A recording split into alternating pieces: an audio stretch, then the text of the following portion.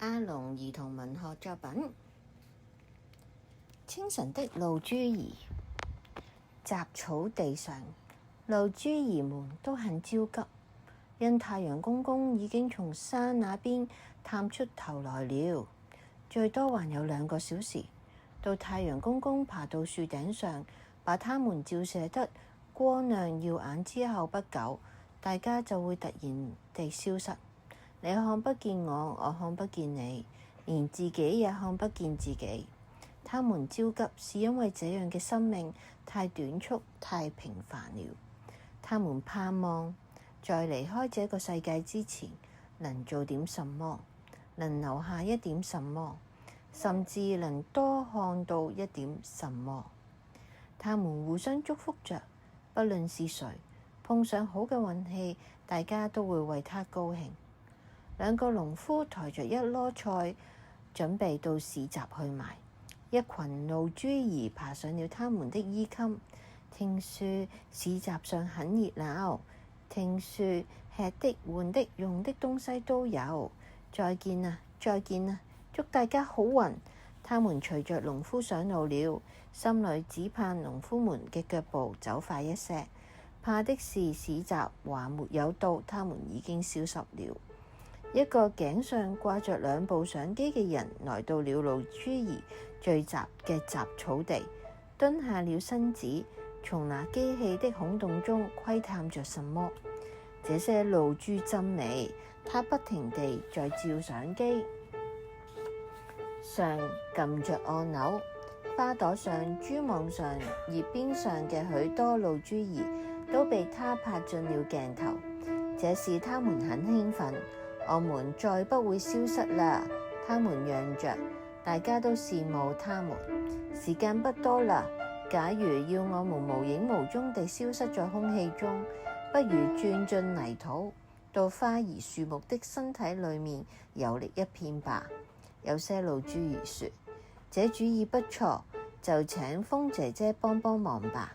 風姐姐真的很幫忙，她在雜草場上呼呼地跑了2圈，無數嘅露珠兒掉下來鑽進了泥土，剩下的是一些還不甘心嘅露珠兒，盼望在最後1分鐘出現奇蹟。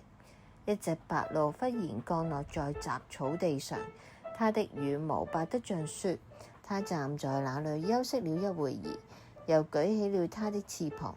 在離開草地之前，一群露珠兒及時跳到它的背上，露珠兒隨着白鷺飛上了天空。世界真大啊，世界真美啊！白鷺身子一抖，露珠兒們立腳不穩，從半空掉了下來。在未到達地面之前，它們已經消失了。可是它們都微笑着說：我們真快樂。露珠兒啊，即係嗰啲水珠啊，水珠呢，喺太陽出嚟之後呢，就會蒸發咗啦嘛。係啊，所以佢哋就喺度諗啦，要趕快啦，2個鐘頭我哋就會消失噶啦，我哋做咩好呢？咁樣有啲呢就聽到不如跟農夫去市集度睇下啦。有啲就話反正都消失啦，不如我哋鑽進泥土，再俾啲樹木吸收，咁咪可以遊歷一下呢一個泥土同埋樹嘅身體裏面咯。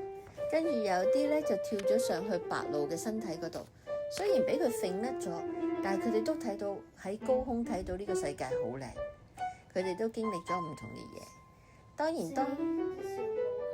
係啊，跟住當太陽出嚟嘅時候，大家都消失啦。不過佢哋話我哋消失得好開心，因為我哋死而無憾。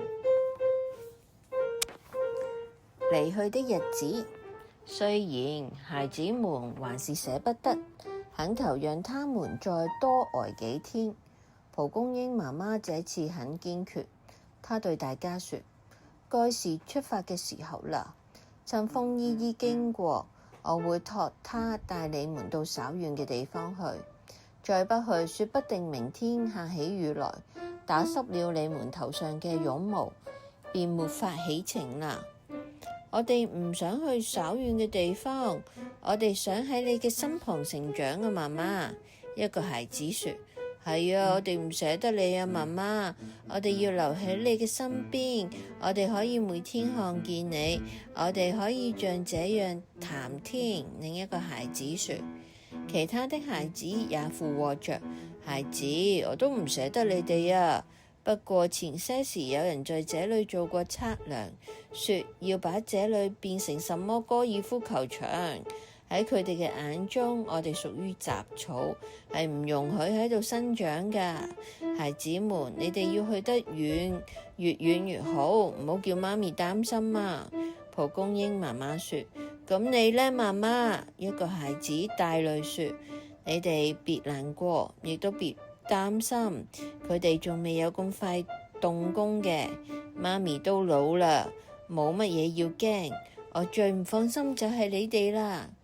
記得你哋最好找一處偏僻有陽光嘅山坡，喺嗰度安居，亦都讓你哋嘅兒女平平安安地在那邊生長。啊，風姨姨嚟啦，係你哋該去嘅時候啦。行動敏捷嘅風姨姨呼的一聲來了，她笑着說：該上路啦，仲捨不得麼？蒲媽媽，你放心，我會帶佢哋去一處美好嘅地方。孩子們，你哋都唔好難過啦，我會為你們傳話，告訴你們各自嘅消息。來吧，跟我一塊兒走吧。孩子們還有點依依不捨，可是風姨姨抱袖一捲，就把孩子們送到了半空。最後的一個掙扎了下來，還是不得不放手。蒲公英媽媽忍着淚水，以笑臉送她的孩子，在風中輕輕搖擺着。孩子們在媽媽嘅頭頂上打了個旋，緊挨着一同呼喊：媽媽再見啊！你要保重啊！風姨姨猛地一吹，孩子們就像一隊小傘兵咁樣，迎着陽光向遠遠嘅山嘅那邊飄去。多謝。小黑的銀行。小黑嘅主人住在海邊，所以小黑也住在海邊。小黑嘅主人愛在海邊散步，在沙灘上留下長長的腳印。小黑總是跑在主人前面，跑前去又跑回來，也在沙灘上留下許多腳印。不過小黑有時也會獨自悄悄地到海邊來。他要到他的銀行去看看，他在銀行裏儲蓄了3根骨頭，因為狗嘅財富是用骨頭計算的，就像人類用錢計算一樣。為什麼只有3根呢？因為小黑嘅數學成績不太好，他只能數到3。據說9之中嘅數學博士可以一直數到9呢。小黑嘅銀行在沙灘的一個角落，3數到9啊，1、2、3、4、5、6、7、8、9啊，9嘅博士，9嘅博士只可以數到9，而小黑呢，讀書唔叻，所以佢只可以數到3。3根骨頭都藏在沙嘅下面，小黑每天最少到這裡來一次，把他的財富一根一根掘出來，排列在前面，由頭到尾數一數，1、2、3，然後這根咬咬，那根咬咬，才滿足地把它們再用沙埋起來。不過今天發生了一件使小黑十分憤怒嘅事，他發現有賊嚟過佢嘅銀行，2根骨頭不見了，沙被扒開，剩下2個空洞。小黑這裡嗅嗅，那裡嗅嗅，知道是一隻很骯髒嘅狗來過，它留下難聞嘅氣味，使小黑打了幾個乞嗤。守着他的銀行，他要捉賊。果然等了不久，他看見一隻大狗跛啊跛的走去他的銀行那邊，嗅啊嗅的，把沙扒開，找到了小黑收藏的第3根骨頭。小黑衝過去，高聲對那狗賊吠叫，可是才叫了2、3聲，他便停口了，因為他看見那大狗瞎了一隻眼睛，身上長滿了瘌，幾隻蒼蠅停在上面。它顯然是一隻無家可歸嘅流浪狗。流浪狗看了小黑一眼，也不答話，嘎嗒嘎嗒的咬起那塊骨頭來。小黑安靜地坐下來，看着它吃。見它吃得那麼努力，那麼仔細，小黑差點流下眼淚來。這位流浪嘅朋友實在太餓了。這天晚上，小黑在晚餐中散下了一塊大骨。第二天，他咬着那根大骨到海灘去。海灘上有幾個陌生嘅人，海灘旁還停着一輛車。陌生人之中嘅一個手上拿着一根大竹，上面有一個活動嘅圖。昨天的那隻大狗已經被他套着，他們要把它捉上車去。大狗沒有掙扎，乖乖的一跛一跛的走着。他似乎看到小黑，木木的望了一眼，便上車去了。車開走了，小黑也回家了，剩下那根大骨頭留在沙灘上。即係原先小黑係狗嚟嘅，佢呢，佢數數目淨係識數到3，再多佢唔識數啦。所以呢，佢每次就擠3根骨頭喺佢沙灘特定嘅位，嗰個地方呢，就叫做佢嘅銀行。咁有一日佢發覺有2根骨頭俾人偷咗，原先佢好嬲，諗住要捉賊，點知後尾佢發現原來偷食佢骨頭嘅狗呢，好慘嘅，又跛又盲，跟住呢，身上面仲長滿咗皮膚病，所以佢都唔忍心捉佢啦，由佢食埋嗰嚿骨頭佢。第二日仲諗住俾多嚿骨頭佢，但係可憐嘅狗狗第二日就俾人捉走咗咯。我諗啊，愛護動物協會咁咯。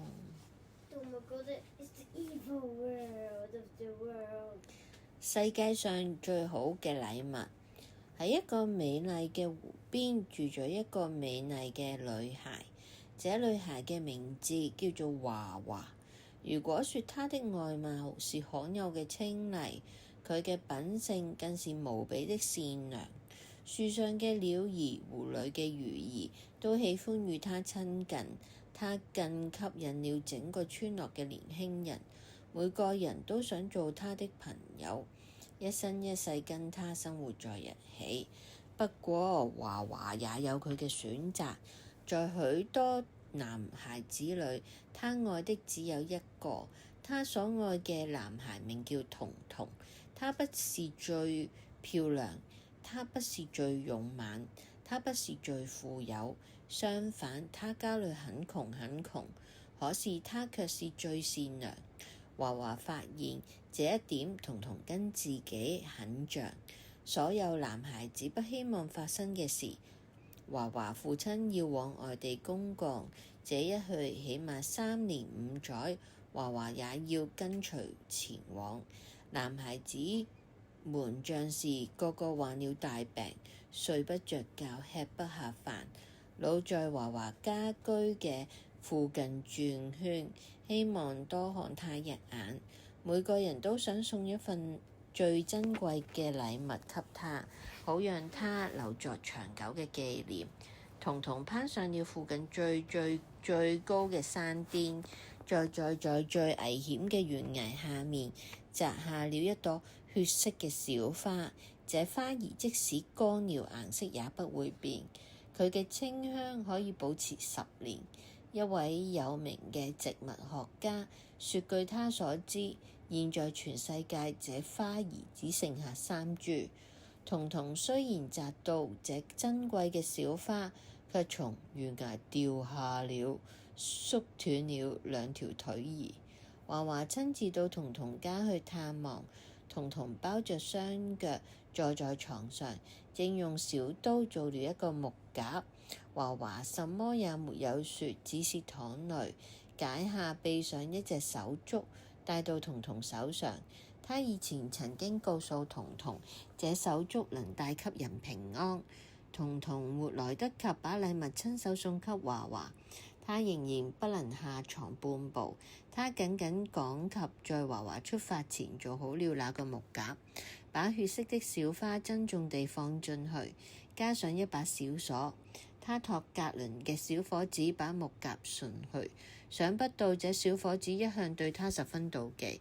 半路上把他嘅木夾上嘅鎖打開，取出裡面嘅小花，再把盒子鎖上，還把那條鎖匙丟進了湖底。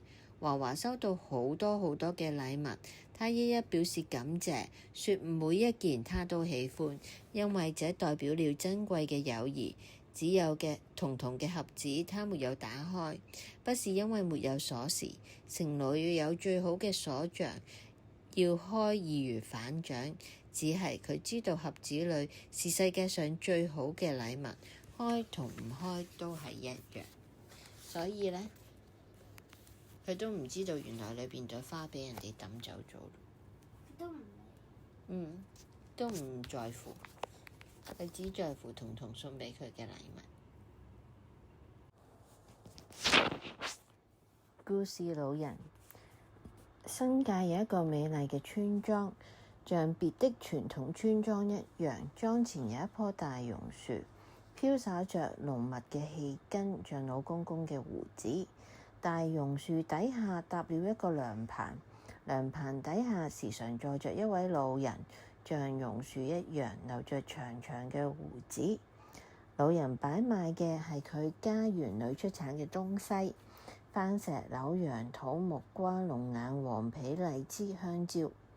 他還準備了一桶涼茶，是用幾種只喝新樽嘅草藥煲嘅，誰喝了都可以喝一碗，那是不用付錢的。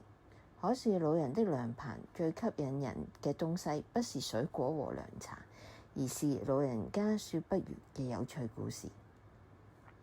村裏至少有3代嘅人聽過老人說故事，因此不少人索性叫他做故事老人。老人看過不少書，有些故事是書上來的，不過經他一說，故事便更加精彩。有些故事是老人嘅親身經歷，很奇怪，很出乎意料，但他有人證物證，不由你不信。有些故事是老人憑空想像出來的，那是些最美麗、最有趣、最使人難忘嘅故事。老人有一顆創造力豐盛嘅了不起嘅腦袋，可是最近老人嘅腦袋似乎出了一點毛病。先是再沒有新嘅故事講給大家聽，後來連舊嘅故事也說不完全。上星期他甚至像一張會跳線嘅唱片，說啊說的不斷重複自己剛才說嘅話。這小子真勇敢，佢看見那老虎撲過來。這小子真勇敢，他見那老虎撲過來。聽老人說故事嘅人越來越少啦，最後只剩下老人一個自言自語。老人嘅家人帶他去看醫生，醫生說這就是因為年老造成嘅退化，沒有什麼藥可以醫好佢。老人還每天到榕樹底下嘅涼棚去，佢越嚟越寂寞，越嚟越憂鬱，直到有一天，一個小伙子經過樹下時，發現老人哀哀地哭了。小伙子問他為什麼傷心，老人說：為什麼再沒有人來聽我說故事？從跟着來的星期天開始，每逢星期日都有幾個年輕人到榕樹底下來，他們都曾經是故事老人嘅聽眾，他們圍着老人請他講故事。當老人說不下去嘅時候，大家便幫着接下去，有時還扮鬼扮馬表演故事裏嘅情節。這一來吸引了村裏許多小孩，跟着連大人也來了。榕樹底下恢復了從前嘅熱鬧。當你星期天經過那裏時，別忘了一會兒捧捧場啊！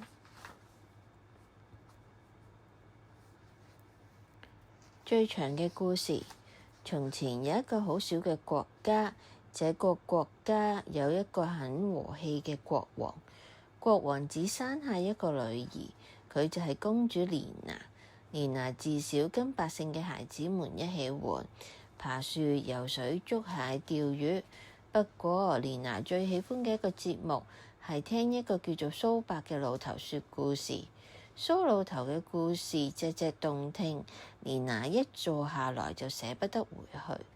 蘇伯有一個叫小孫子，叫做蘇東，也時常跟蓮娜一起玩，有時歡歡喜喜，有時吵吵鬧鬧。日子一天天過去，蓮娜一天天長大，終於到了要結婚嘅年紀。這個國家有一個規矩，公主選擇丈夫可以出一條題目，讓應徵人考試。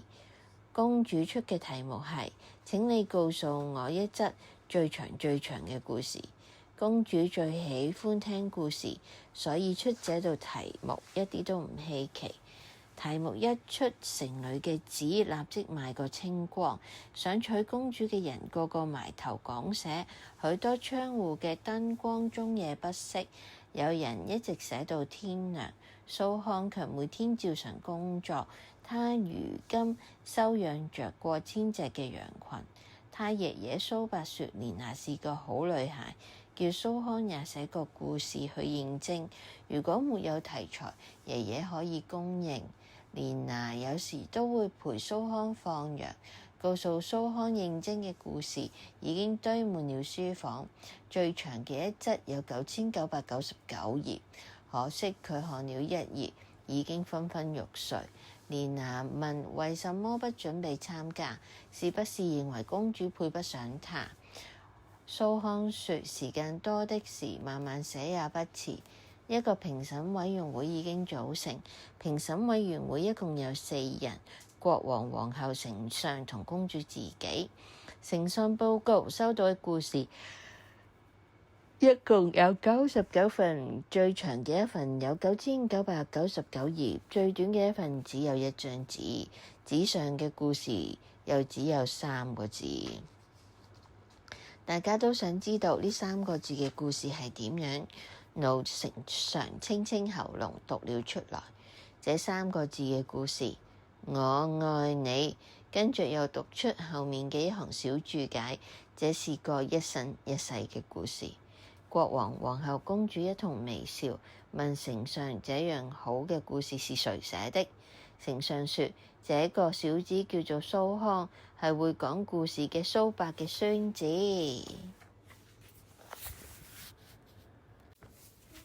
名家導讀：仁慈的叮囑。有人分析同統計過10年間香港兒童文學，發現數目最多嘅內容是關於善良仁慈嘅，其次是勤奮，第3係機智。阿龍嘅散文亦可作如是觀。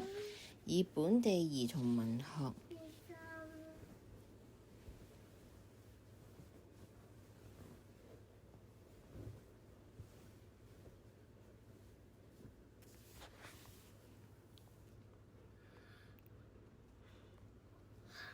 來說，阿龍跟我算是有緣。讀書時看他嘅作品，從事編採工作期間，上司任命我訪問他。由於熟悉他的文章，可說是簡單任務。阿龍早已移居加拿大，間中回港，所以訪問嘅時間同地點由他決定。他選擇在彌敦道一間歷史悠久嘅酒店頂樓餐廳食早餐。那是昔日名人、明星愛到嘅地方，甚有香港情懷。訪問後，他送我一本簽名著作，我出書後總為題寫對方上款，稱為詩類。翻看阿龍嘅書，只見他寫上款麗莎留念，下款阿龍，沒有後輩前輩讀者作者嘅距離，自然親切。阿龍嘅文章同樣自然親切，好像以笨鳥先飛，寫將禽補拙。勤奮是最重要嘅。醫生與植物一文引用英文語錄，永不要光顧這個醫生。如果他醫務所嘅植物已經枯死，尊重生命嘅醫生才值得信賴。讓讀者看到機智，同樣機智如廢話一文寫自由。廢話無法避免，唯自由國度可讓人有不聽同不說廢話嘅自由。兒童文學最重要嘅係善良仁慈，係阿龍散文嘅重心，不必刻意強調，只在字裏行間流露。文學着重真善美，阿龍嘅散文當然不會缺少秋葉流水，寫得輕盈漂亮，為樹取名，由樹寫到人。如果沒有名字，文就是面目模糊嘅一群，許多看似常識嘅段落，已是近年少見嘅真話。給松樹，親愛嘅松樹朋友們，你們好。這幾天開車嘅時候，常碰上你們橫過馬路，你們嘅行動姿勢實在不敢恭維，半跳半走的，完全談不上敏捷。最糟嘅是你們膽子很小，又把持不定，有時已過了半邊馬路，見有車來，便忽然走回頭。這出乎意料嘅動作會使司機剎車不及，對你們是最危險。你們要向加拿大人學習，他們過馬路總是大搖大擺又慢吞吞的，這才是最安全嘅過馬路方法。你們將我丟給你們嘅花生東西藏，有時我掘開花園嘅泥種花，往往會發現你哋嘅儲蓄。究竟你哋有沒有在藏品外面畫上記號？難道不怕挖掘時找不到藏在何處？我至今仍有許多心愛嘅東西不知其中，大部分是收藏得太好嘅緣故，要等一個機緣再見他們露面。近來我家那棵樹下面常見到有咬掉嘅一半嘅果子，此行遠言，當然係你哋做嘅好事。這棵梨樹今年結嘅果子數目跟去年差不多，不過體積較大，有超級市場出售嘅水平。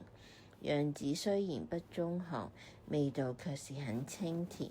我不反對你們嘗試，但千萬不要浪費，留些給我們嘗嘗，也讓我們送幾顆給朋友共嘗。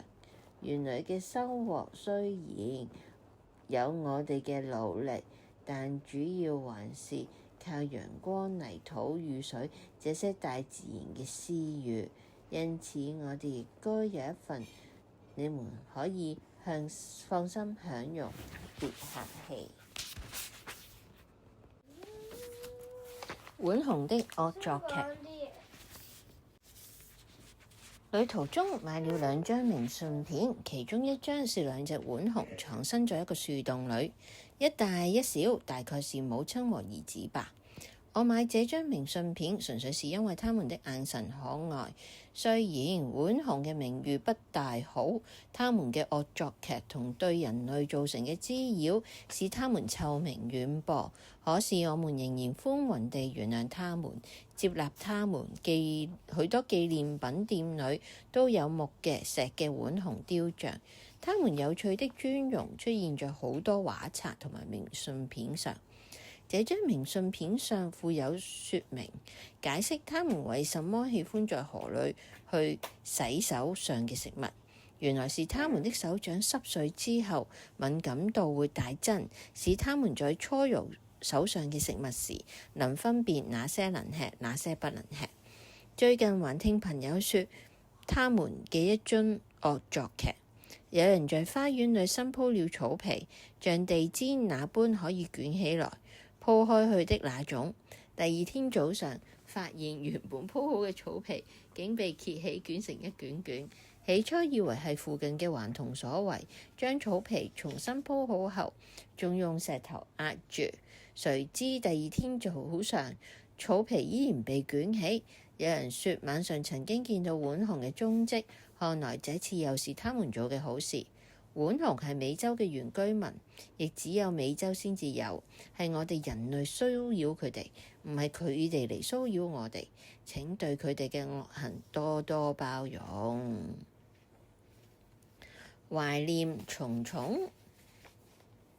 後院一樹梨花開得正盛，臭臭不覺有什麼香味，擔心吸引不到蜜蜂來採蜜，影響收成。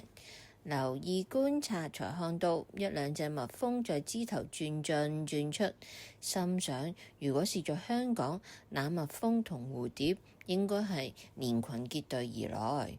大概是受天氣影響，此地嘅昆蟲、鳥雀種類嘅數目都少於亞熱帶嘅香港。數年來竟不曾見過一隻蝴蝶，梁祝嘅精靈無意來此，也不曾見過蜻蜓。雷雨前滿天飛舞嘅壯觀固然不會出現，點水於蓮葉之間靜止於新河間上嘅畫意，亦從無得到。夏日固然聽不到蟬鳴，春雨池塘也沒有蛙鼓，紡織娘無意在此設廠，街前不聞蟋蟀嘅歌吟。蚱蜢、金龜子、金絲貓這類孩童嘅天然玩具十分難尋，燈前也欠缺魯迅曾向他們致敬嘅小青蟲陪我寫作。牆角嘅蜘蛛看來常處於飢餓狀態，唯一使我高興嘅係沒有猥瑣嘅蟑螂，用佢哋多毛嘅腳到處爬來爬去。破曉湖上，今早散步到野絲湖邊時，發現那釣魚台邊避雨嘅小亭已改裝成賣魚嚟租小艇嘅小店，看清楚原來是拍電視嘅佈景。有報告說明這件事，還有一個年輕人在店裏看守。我們跟那寂寞嘅看守人閒聊，原來他昨晚整夜在此當班，深夜林中湖邊，怕不怕有野獸或精靈出現？佢嘅膽子可不小。他說在清晨5時半左右，忽然看見湖裏嘅魚兒紛紛躍出水面，此起彼落，蔚為奇觀。後來才慢慢靜下來。到6時左右，又見數十隻野鴨在水面低飛滑翔，並且嘰嘰爭鳴。約20分鐘才成群遠去。他叫我們看水面漂浮的一些絨毛，那是群鴨嬉戲時留下的。此時湖面一片平靜，水底倒影看着藍天白雲，既沒有魚躍，也沒有鴨嬉。我們看看這樣嘅熱鬧，除非明天更起一個早。魚兒為什麼在那時分跳躍？群鴨為什麼不在此時出現？是不是他們知道那破曉時分完全屬於他們，只讓這整夜留守的漢子開一次眼界？秋葉流水，生活中雖多困難和憂思，卻仍有空間與大自然溝通。這些時，沒有一天不讚嘆秋葉之美。從鮮嫩嘅黃到血一般嘅紅，中間是數不清嘅褐同啡，五彩斑斕，難以名狀。尤其是陽光斜照時，那豐盛之美更勝於春花。樹下已滿是落葉，踏上去發出碎裂的聲音。我想對他們說的是，朋友們，在從生命所維繫之處飄落之前，你們以最璀璨嘅面貌向這個世界微笑，然後稍然飄落，化為養料，滋潤母體。這是多麼的情濃，又是多麼的灑脫。在園中收集落葉時，聽到身旁小澗中流水響得甚歡，這是一年之中澗水最豐盛嘅時刻。它們好像在呼喚我，喂，什麼不來跟我們親近親近？他們的確經過很長的旅途，才來到我的園中，然後又匆匆而去，流向大海。我經不起他們誠意拳拳嘅招呼，反正穿着長靴，便一步步踏進澗中。流水從我腿間流過，清冷嘅感覺透過長靴，給我從雪山上帶來嘅涼意。那迴旋流動的水是如此清澈，我忍不住谷在掌中喝上一口。那清冽從齒牙一直進入臟腑，我成為他們旅途的一部分，真好。呢啲散文呢，其實好似抒發情緒。啲水啊，可能會肚餓。其實係抒發情緒嘅，所以咧你邊度流出嚟？係啊，所以你見佢啲嗰個散文咧好短嘅，同埋呢有陣時都唔係好知佢講咩，佢唔係一個故事嚟嘅，純粹咧係見到個山澗，見到啲樹葉，純粹想讚美一下。水嗰度流出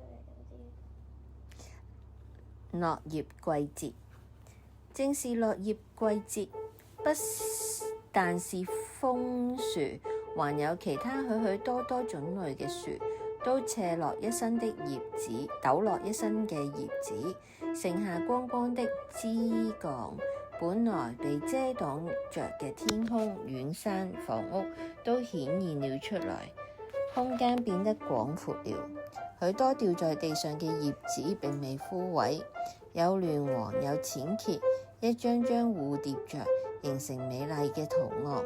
我喜歡撿拾一些小片而顏色好嘅，寄給遠方嘅小朋友。而我粗淺嘅植物學知識，以為植物落葉是為咗應付秋冬乾燥嘅氣溫，葉子掉下之後減少水分嘅蒸發。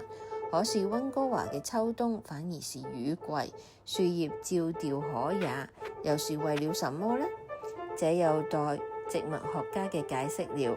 我能夠想得出來嘅理由只是舊葉子不掉，春天怎麼會有新葉子？因此舊葉只是值得我們欽佩的。他們不亂斬枝頭，該離休嘅時候更離休，自己變成肥料滋養牧豬。那些走路也要人扶的政壇元老，請向落葉學習。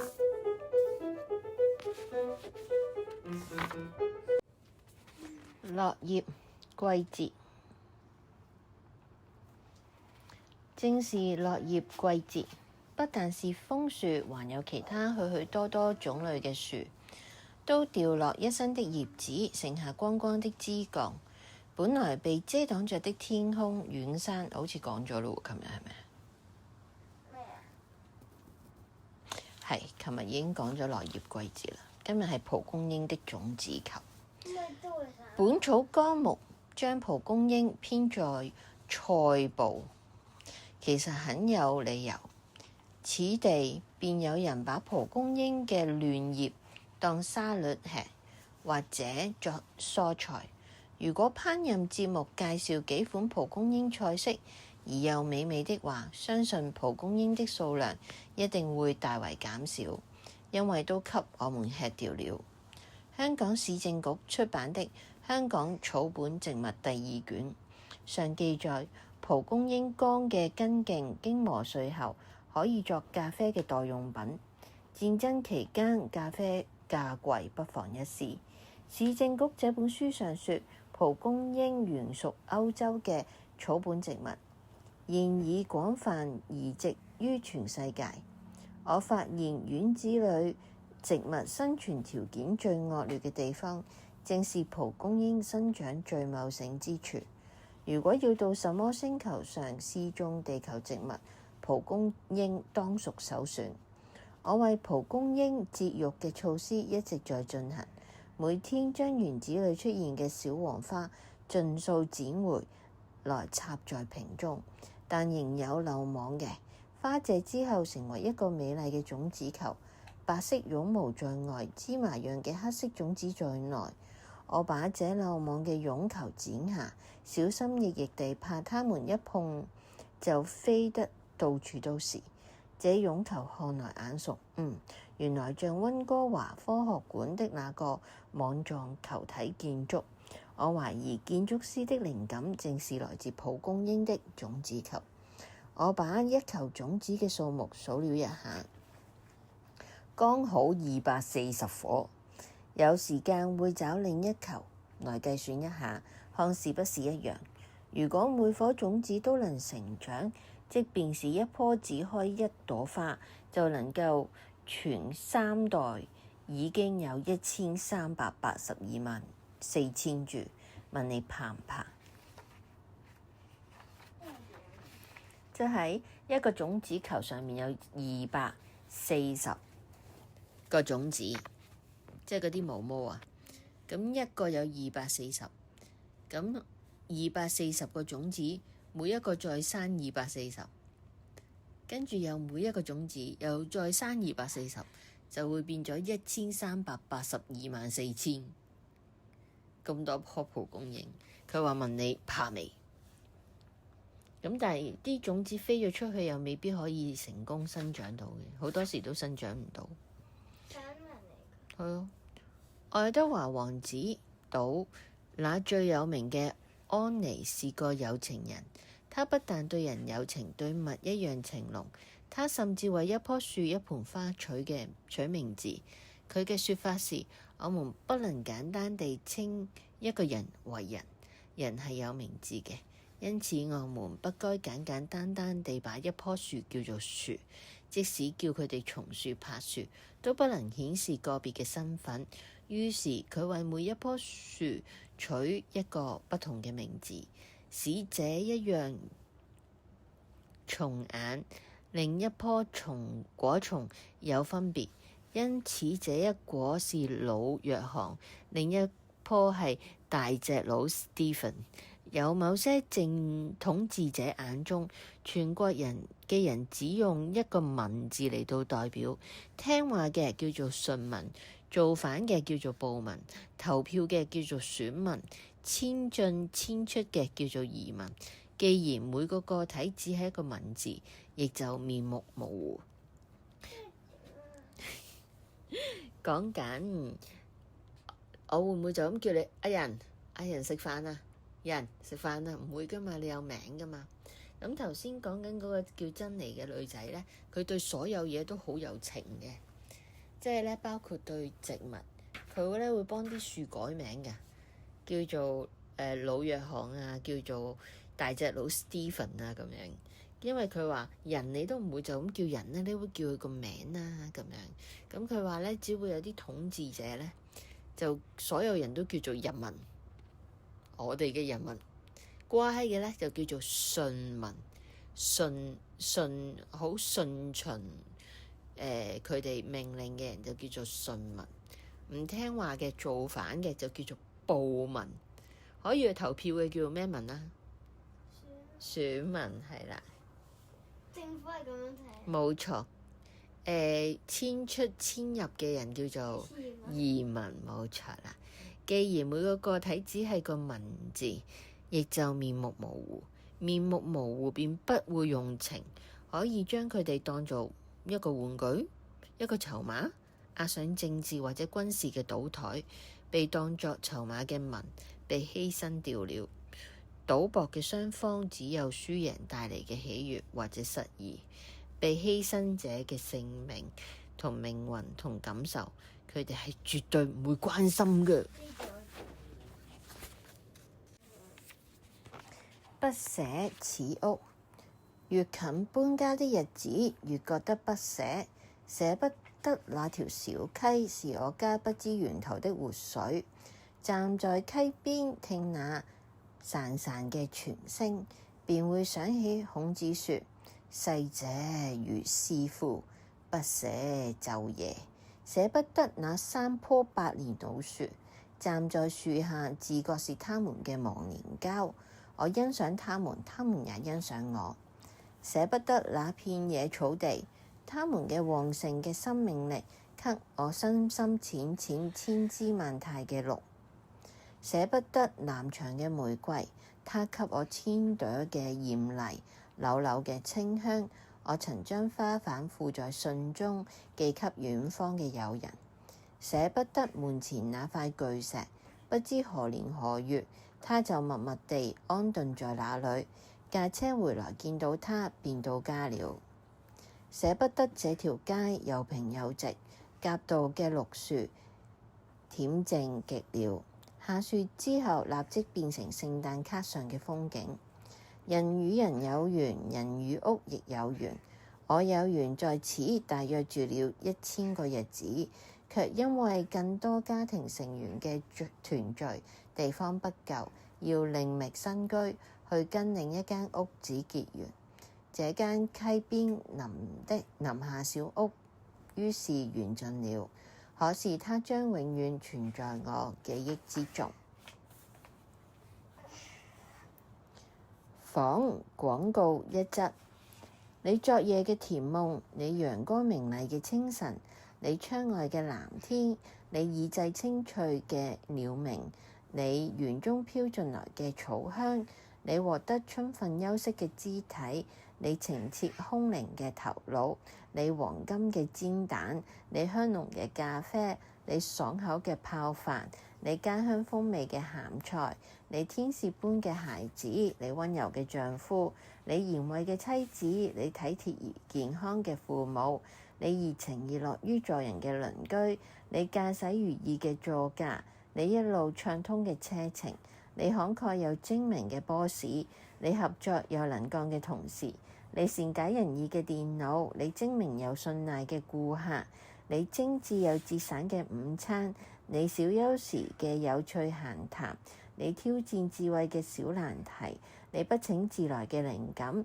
你意料之外嘅訂單，你上司轉述客戶對你嘅讚美，你回家路上兩旁嘅花樹，你透過車窗看到嘅山腰嘅雪白，你進門時小狗對你嘅熱情歡迎，你上樓梯時聞到嘅羅宋湯臘味，你最小嘅女兒送上來的拖鞋，你柔軟舒適嘅家居便衣，你可以把身體完全交託嘅沙發，你齒頰留香嘅貼觀音或白牡丹，你遠方好友嘅來信，你嘅政府退給你嘅稅款支票，你伸手伸腳很舒展嘅懶腰，你不會錯過嘅一本書，痴心留一個。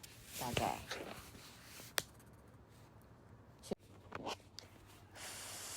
不負此耳，耳仔嘅耳。張潮喺《幽夢影》一本書裏邊講：春聽鳥聲，春天聽鳥仔雀仔歌聲；夏聽蟬聲，秋聽蟲聲，冬聽雪聲；白晝聽棋聲，月下聽簫聲，山中聽蟲聲，水際聽哀來聲，方不虛生此耳。若惡小戚辱，慷妻舊歲，真不若耳聾也。此間夏日無蟬唱，秋夜無蟲鳴，冬雪悄無聲息，水際亦無哀賴。要不負此耳，當令謀悅耳皆除。其實雨聲亦頗動聽，尤其是雨夜，淅淅瀝瀝，引起多少思緒，帶出多少回憶。詩人在雨聲伴奏下寫出無數佳句。在溫哥華要聽雨聲實在是太容易了。颶風砍樹之聲會帶來不安，尤其伴以枝幹折裂之聲，怕會壓斷電線，損毀房屋。想聽禪際清風之聲，可懸掛風鈴，喺寂靜嘅下午同黃昏，會把思緒帶往遠方。此地鳥鳴不多，而鳥噪頻頻，亦天籟之一種。我不覺其討厭，一般住宅區不易聽到另一種雀噪。竹箭之聲，鄰居傳來的聲音，最常聽到的是嗡嗡嗡嘅剪草機聲。我有一種聽嘅愛好，是5歲以下兒童講話嘅聲音，不論他們說的是何種語言，都覺得清脆甜美。相信天使嘅聲音正是這樣。我唔明佢完全講咩。佢講緊隻耳仔要點樣先至不枉此耳，不負此耳。耳仔係愛嚟聽一啲動聽嘅嘢。春天就聽雀仔聲，夏天就聽蟬聲，秋天就聽蟲聲，冬天就聽落雪嘅聲音。佢話但係而家又聽唔到蟬唱，又聽唔到蟲叫，咁點算呢？咁就自己掛個風鈴，咁嚟到聆聽一啲好聽嘅聲音。嗰啲咧，人哋咧啲惡人咧喺度斥責辱罵嘅説話，你就唔好聽啦。隻耳仔當聾咗佢算罷啦。答詩問：最近讀到一首有趣的詩，是隋末唐初詩人王績嘅作品。有趣在詩中一連用了11個問句，而且所問嘅我幾乎都可以回答，因為接近我圈子嘅情況。這首詩是這樣的：在京師故原見鄉人民，旅泊多年歲，老去不知回。忽逢門前客，道發故鄉來。念眉俱握手，破題共酣杯。殷勤訪貧舊，屈曲問同諧。雖中多稗疾，若過上池台。舊園今在否？新樹也應栽。留閒疏密布，茅齋寬窄彩。經兒何處築？別種幾株梅。渠當無絕水，石計總新台。遠果誰先熟？林花那後開。機心子欲問，為報不須差。閒當區下宅，去剪故園來。多謝，唔好問我點解。以下係我嘅回答。年青一代誰會對園子有興趣？池台景色還不是我哋這些老人家才會在其間徘徊。去年新種咗幾棵樹，楊柳疏疏的植了兩株在水邊。樹寨雖不大，卻因不斷添購，有點容納不下了。鄰家而來的竹樹越長越茂盛，據說收穫很豐的西梅子種了一棵，應該是吃也吃不完了。經常下雨，那渠間嘅水嘩嘩地流着，石塊上滿是青苔。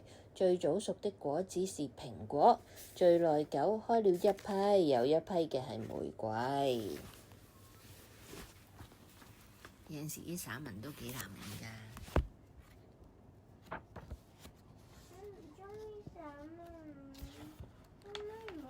大個你就會明嘅。記憶的秋萁。記憶是一個個秋萁，比舊式中藥店裝藥的秋萁還要多。記憶嘅秋萁大多因觸動而打開。秋萁好像有特殊的鍵，一碰便能打開。一個聲音，一個眼神，一個氣味，一件小擺設，一封信，都可以觸動那特殊的鍵。如果我寫呢，我就會用按鈕，按鈕好似好聽個鍵，讓我們回到當日情景之中，而隨之歡喜或悲哀。記憶嘅秋萁也可主動去打開，只要你喜歡，你可以每天打開某個秋萁去回味你想回味嘅一切。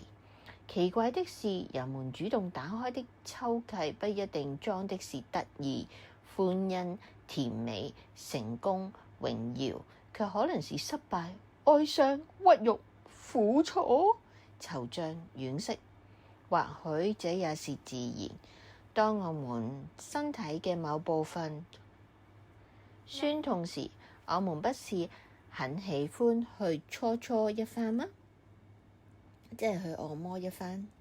不是每一個抽契都有機會打開，有些是未有機會觸動，有些卻是我們故意迴避。當那開啟嘅按鈕被觸動，抽契將開未開時，我們可以因為不想回憶而硬把它們保持關閉狀態，免得自己陷於刻骨的痛苦之中，再一次受到傷害。我是一個喜歡有許許多多抽契嘅人，他們的數目還在大量增加之中。我又是一個不迴避打開每一個抽契的人，在我無所事事，例如睡前醒後或等候嘅時候，我會一個個把它們打開，連最偏僻嘅角落也不會遺留，因為不論裡面裝的是什麼，都是我生命嘅一部分。我試下將我嘅感情放落去，將個故事講得好聽啲。砌圖的兩面，每年出一本嘅 The Friendship Book， 本來讓讀者每天讀一段，我可不受它的規限，一段又一段的一直看下去。今天讀到一段頗有意思，一個小孩玩厭了他所有嘅玩具，走去問他的父親可有什麼新玩意。父親正忙着清理一些舊書報雜誌，一時不知道有什麼建議給孩子。靈機一觸，他撕下一本沒有用嘅舊雜誌嘅其中一頁，那是一幅世界地圖。他把地圖隨手撕成一片片，弄亂了之後交給孩子，要他重新砌好，就像我們平常玩嘅砌圖一樣。小孩子比想象中快得多，把那幅地圖砌好。驚奇的父親問他為什麼可以完成得這麼快。孩子說：你睇下，這地圖嘅另一面係一個人嘅面孔。我知道只要我能夠將人安排好，呢個世界亦都會妥當㗎。呢個故事不但提醒我們做事不要一成不變，有時從別的角度或層面進行更為容易。同時有一個比喻，只要解決咗人類嘅融和問題，世界就唔會變得四分五裂啦。遺憾嘅係，我未能夠比較孩子氣的口吻將呢句話演繹好。多謝。